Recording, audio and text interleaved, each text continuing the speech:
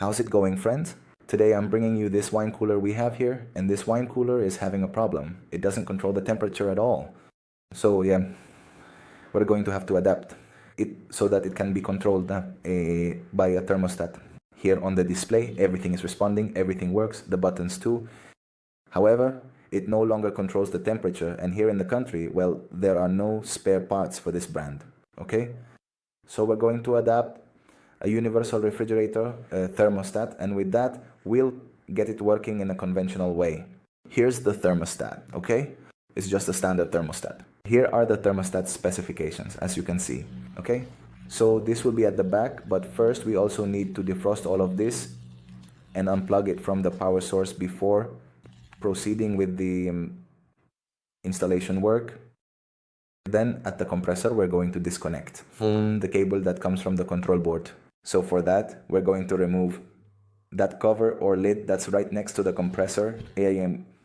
Okay, so we can remove the cables that come directly from the control board, the ones that power the relay and the thermal protector. Okay, now who's going to power that?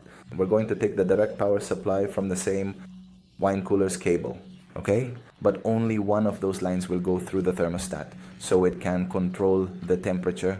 So we're going to make a cut like this in the cable. And here we're only going to use the white and black wires, okay? Because the green one is ground. So this is how it should look. Here we have the first wire that goes directly to the thermal protector. And this wire, well, here we connect it directly to the white wire, okay? I already have it ready here, taped up, but it's on the white wire, just like you're seeing, okay? But the other wire, the one that comes from the relay, this wire does need to go directly through the thermostat, okay?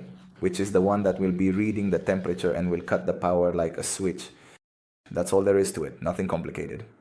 So here this one will go to the black wire directly, just like the thermal was on the white one. Now we're going to run it through the drain pipe, the little tube that's right here, all the way at the back. We're going to insert it through there, so it ends up like this. This is what's going to sense the temperature, okay? So now everything would be set up like this, all installed. All that's left for us to do, remember these wires are no longer needed, so you have to tape them up just as they are and just leave them somewhere. Make sure they're neatly arranged, okay?